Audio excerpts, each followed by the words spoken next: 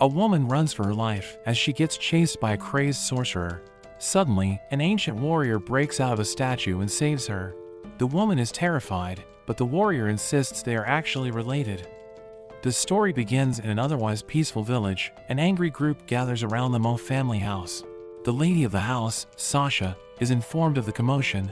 The people want compensation because her brother-in-law, Xiaoyu, has destroyed their property and has been missing since the morning.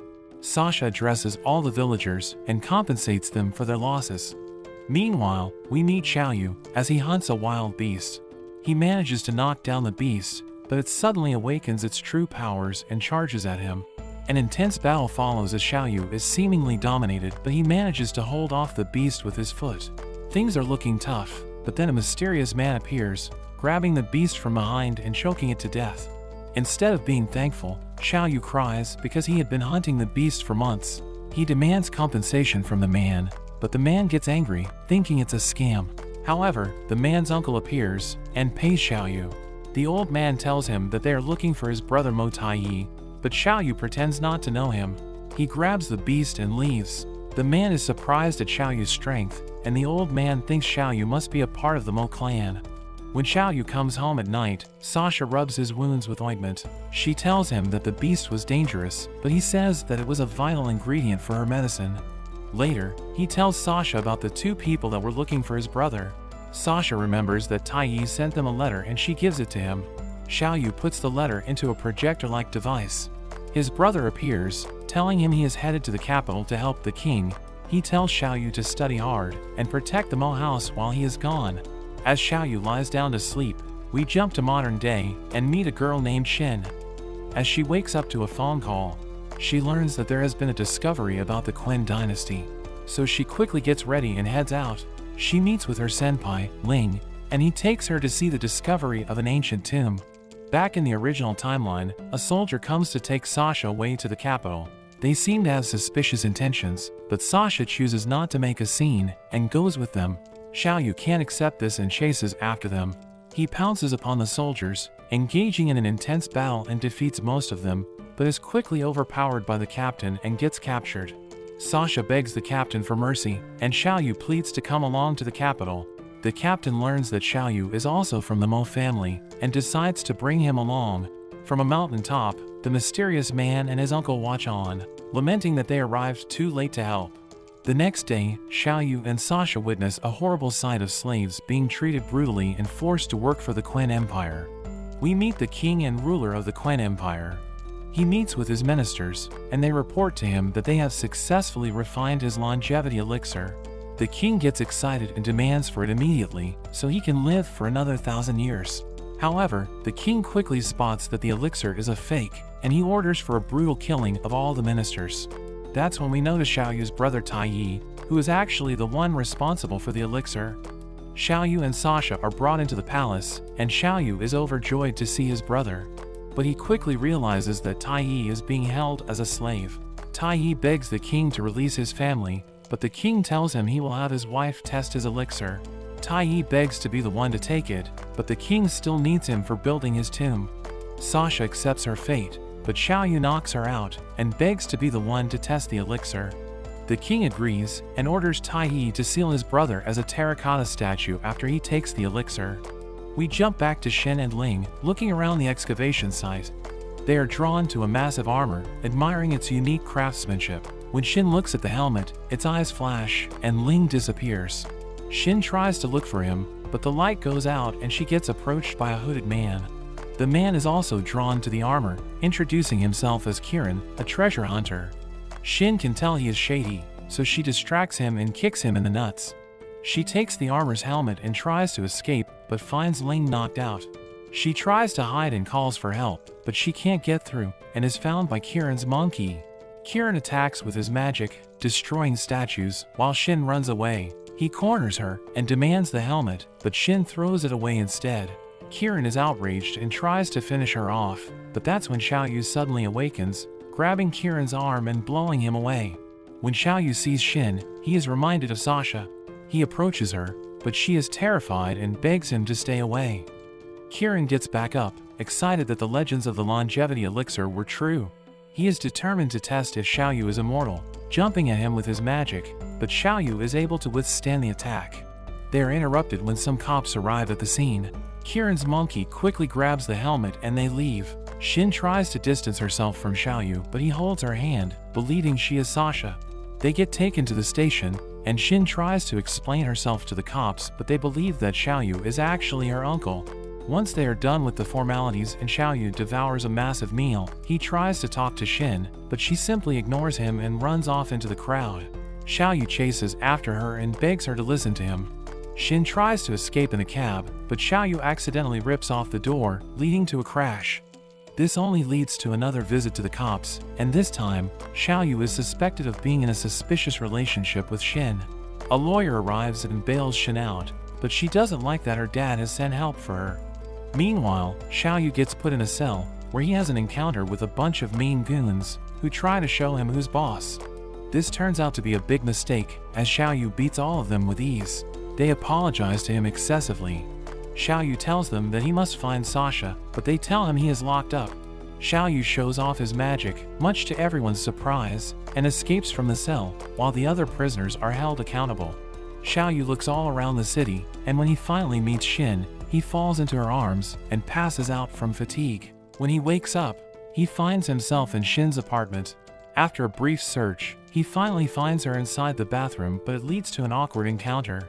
Of course, this causes Shin to lose her mind, and she scolds Xiaoyu for peeping on her. She explains that she isn't Sasha, and Xiaoyu says he will not bother her anymore. After, Shin gives him a new outfit and tells him to call her Shin instead.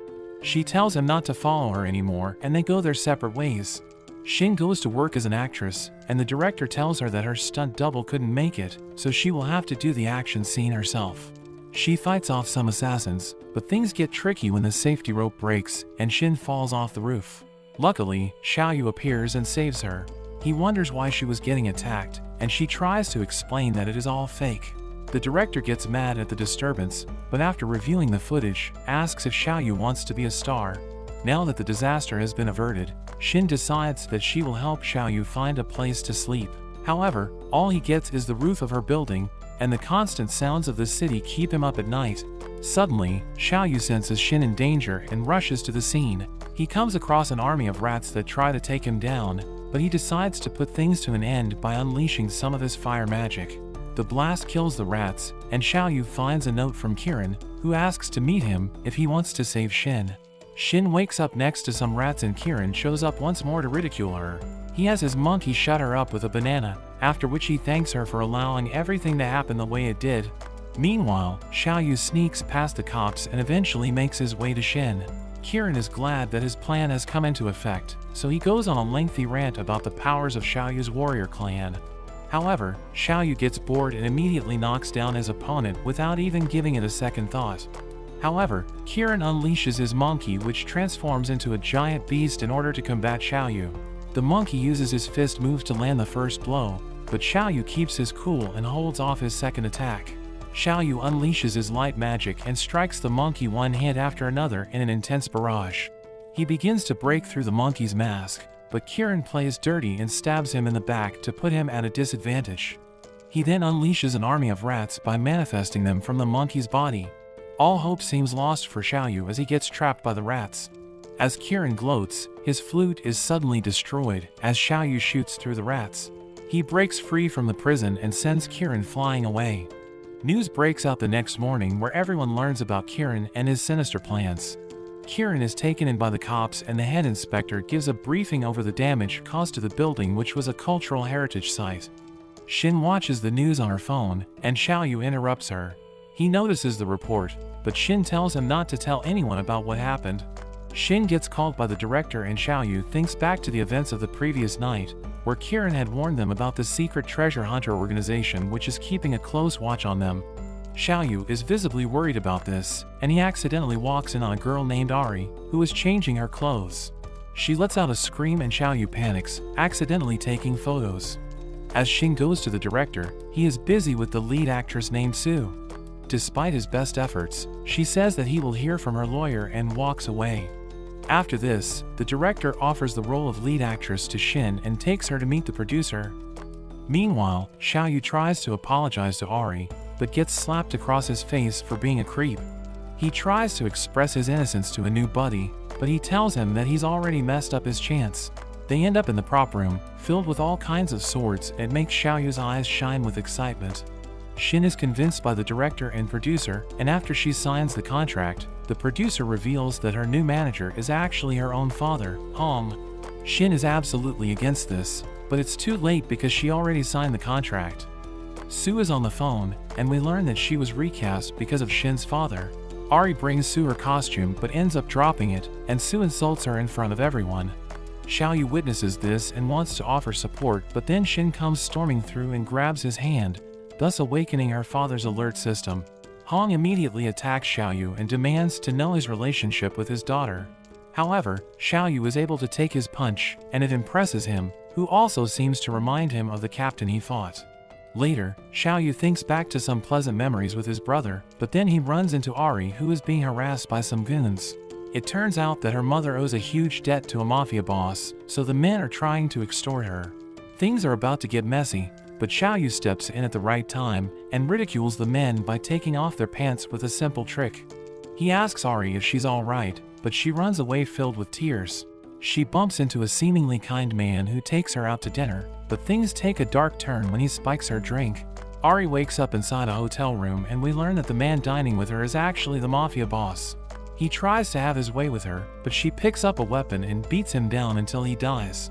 Ari can't believe that she just killed someone, so she decides to end it all, but then a mysterious force holds her midair. This force calls himself the producer, and he seems to be drawn towards Ari's intense hatred. He offers to give Ari everything she desires, and then the failed actress wakes up in the body of Sue, much to her surprise. Now, we see an assassin from the treasure hunter company, who has broken Kieran out of prison and brings him along to meet their boss. Once he's here, Kieran reveals that Xiaoyu had broken out of a statue. This prompts the boss to order further investigation as he believes that there are tons of treasures to be had if they can get to Xiaoyu. But that's where this video ends. Let me know if you want to see more of this series. Remember to like and subscribe to the channel. Thanks for watching, and I'll see you next time.